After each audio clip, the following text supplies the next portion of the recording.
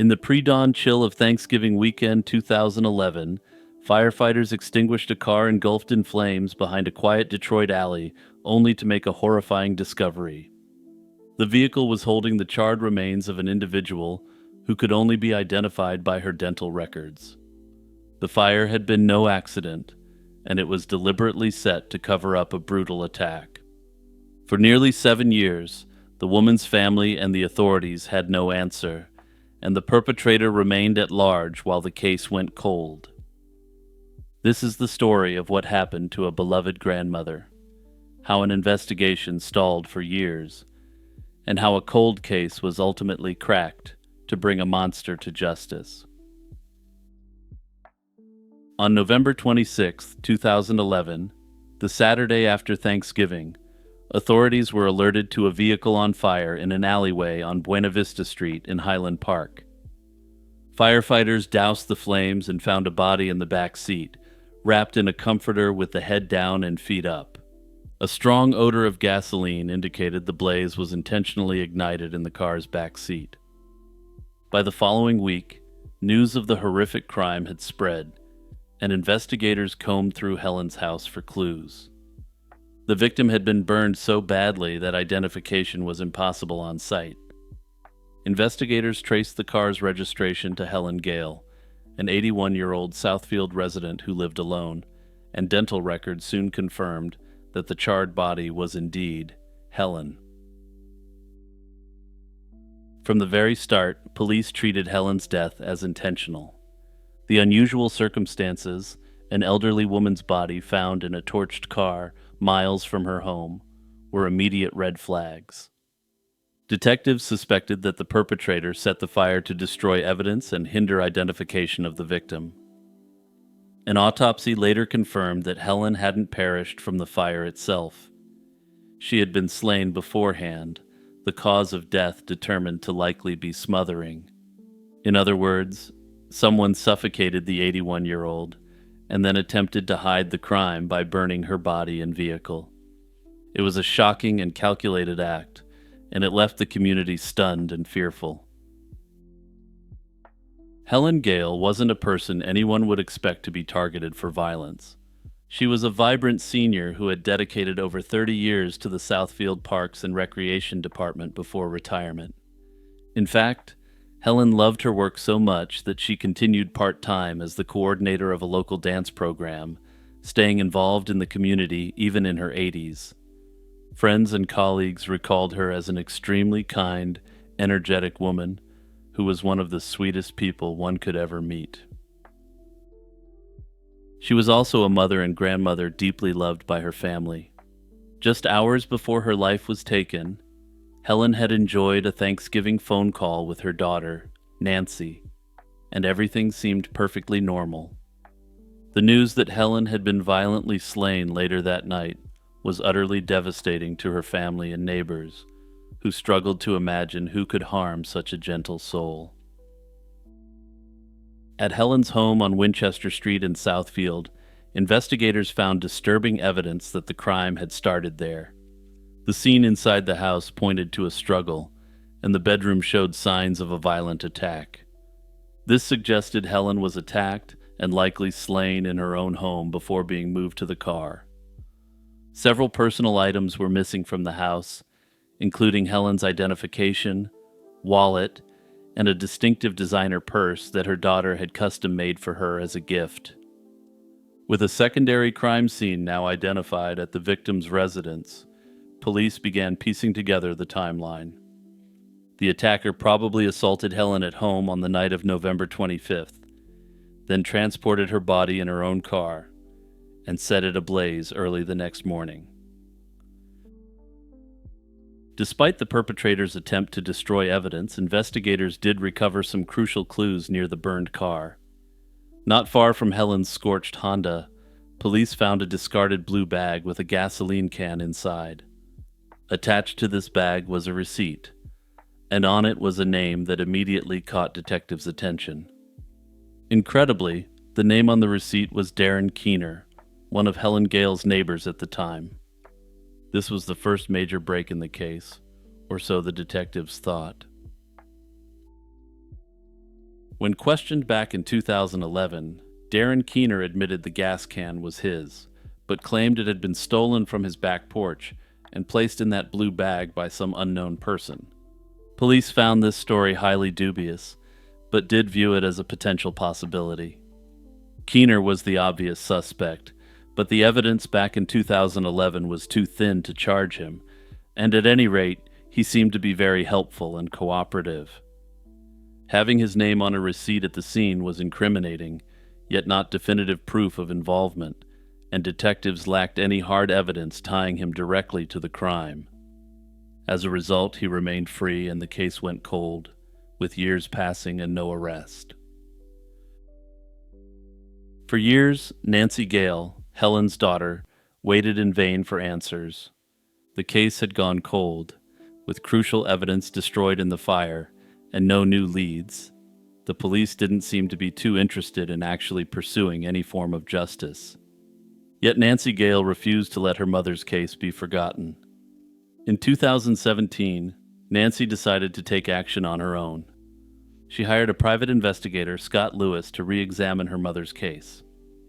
Lewis was a former investigative journalist who had both connections within the police department and could also be a thorn in their sides as well. Nancy and Lewis gathered all the evidence they could and launched a campaign to make the cops do something about this case. Lewis's involvement breathed new life into the investigation, prompting Southfield police to re-engage with fresh urgency. In effect, it was the Gale family's persistence that forced a second look at evidence that might otherwise have gathered dust. Southfield police officially reopened Helen's case and enlisted the Oakland County Sheriff's Cold Case Unit to take a fresh look at the evidence. It had been nearly 6 years since the event, but investigators were determined to finally crack the case. With fresh eyes on the case, detectives soon found new evidence and inconsistencies that had been missed back in 2011. Everything began to stack up against Keener, especially after they revisited his alibi and gathered new witness testimony. Notably, there were a number of significant breakthroughs in the case as a result of this that really make me question the original investigation. I just need to reiterate here that a receipt with this guy's name on it was literally discovered at the scene of the crime. Despite this, there seems to have been little effort to actually dig any deeper into him and reveal what in retrospect looks like obvious inconsistencies. Keener's original alibi for the night of November 25, 2011 fell apart under renewed scrutiny. He had claimed he spent that weekend with his young daughter and then went to his mother's house. But when detectives talked to the child's mother, she confirmed that Keener didn't have their daughter on that Thanksgiving weekend at all. In other words, he had used his daughter as a cover for where he had been. This wasn't necessarily proof of his involvement, but it did prove that he had lied to the initial investigators, despite being apparently helpful. This, of course, made the story about how the receipt got to the crime scene even more dubious than it already was. Also, I know I shouldn't be shocked by this given what Keener was capable of, but using his daughter as cover to commit this crime just amplifies the disgust I feel towards this guy. Cell phone records further undermined Keener's story. These records placed him in the vicinity of the Highland Park alley at around the time Helen's car was set on fire. Personally, I'm not sure how these cell phone records weren't initially obtained in 2011, given that a receipt with his name was found at the crime scene. Honestly, that's some real questionable police work right there. Notably, one acquaintance revealed that Keener frantically called her about 16 times on the night of the slaying. When she answered, he sounded distressed, and the next day she discovered a voicemail from him essentially confessing that he had done something terrible. He didn't say exactly what he had done, and he didn't say that it was a crime even, but the timeline added up. All of these clues, considered together, painted a devastating picture of who was responsible for this sick act against this innocent grandmother. By early 2018, the authorities had assembled a strong circumstantial case, indicating that Darren Keener had slain Helen Gale. They theorized that his reason for doing so was likely to steal money for feeding his substance habit. Confronted with this mountain of evidence, the wheels of justice finally began to turn, and Keener would find himself crushed under the full weight of the state coming down on him. In May 2018, nearly 7 years after the attack, U.S. Marshals located Keener in Toledo, Ohio, and arrested him. He was extradited to Michigan to face charges, finally bringing the prime suspect into custody. Keener was soon arraigned on charges related to the crime, including the slaying itself, arson-related charges, and charges related to substances he was found with. At a preliminary hearing in June 2018, prosecutors laid out the cold case evidence. They even played the confession voicemail, using his own words against him in this pre-trial conference. Confronted with this strong case, Keener chose to avoid a jury trial and accepted a plea deal by late 2018. In October 2018, Keener officially pleaded guilty to a variety of offenses and was sentenced to 12 to 50 years in prison. Disturbingly, under these terms, he must serve only 12 years before he can be eligible for parole, putting his earliest possible release at May 2030 for what he did. Darren Keener's guilty plea, with a minimum sentence of just 12 years, can definitely strike some as far too lenient for such a horrific crime, and I don't disagree. Considering Helen was smothered in her own home, her body stuffed into a car and set ablaze, in a just world this guy should have got life in the slammer at minimum. But the reality is that prosecutors had to weigh the strength of their evidence. The case against Keener was almost entirely circumstantial and built on phone records, a discredited alibi, a gas can linked by receipt, and a voicemail that was short of a confession. Now, of course, I need to comment here that if the initial investigators had actually dug into Keener's lies, I think there's a good chance the case against him may have been much stronger. In the years this case spent cold, evidence was lost to the sands of time, meaning the prosecution couldn't present as strong a case as they could have otherwise. While these pieces combined to create a convincing picture, they weren't as definitive as DNA or direct eyewitness testimony. Prosecutors only get one chance to put a defendant on trial for a crime such as this. If they went for a first-degree charge and lost, there'd be no second attempt, and Keener would have simply walked free, and there's nothing anyone could have done. The plea deal, though unsatisfying, ensured a conviction and prison time, rather than risking an acquittal. In this light, the outcome reflects the delicate balance of the legal system. It's about securing accountability within the constraints of available evidence. However, given the heinous nature of the crime, I suspect that he may end up serving something closer to the full sentence. Hey everyone, it's Jimmy here reminding you to take a moment to share this video with a friend or family member. Sharing my videos is one of the best ways to help my channel grow and ensure the content keeps flowing. As the late afternoon sun cast long shadows on a quiet Florida street in the sleepy Gulf Coast town of Punta Gorda, two teenagers stepped off their school bus. They expected to find their older sister at home, but instead, on October 1st, 2001, Tara Sedarovich's siblings walked into an eerie scene inside their house. The front door was left ajar, the television was still playing, and 19-year-old Tara's car sat in the driveway with her purse still inside. Tara herself was nowhere to be found, and muddy footprints were tracked across the floor. These prints matched none of her family members and hinted that a stranger had been in the home and that something had gone terribly wrong. There were no signs of forced entry, suggesting that Tara had willingly opened the door to whoever came by that day. Tara Sedarovich was a lively, responsible teenager who had her whole life ahead of her. She worked at a local jewelry store and was adored by friends and family, and she was looking forward to a bright future. It was unthinkable that she would simply disappear on her own. As her loved one's concern grew by the hour, police initially approached the case like a typical missing person situation, hopeful that Tara might turn up safe and sound. For a short time, investigators entertained the possibility that the 19-year-old had voluntarily gone somewhere without telling anyone. Tara had even mentioned plans to pick up her paycheck from work that day, which suggested she fully intended to return home later. But as hours turned into days with no sign of her, that optimism faded, and the cops started to take the case seriously. In the days and weeks after Tara vanished, a massive search effort engulfed the community.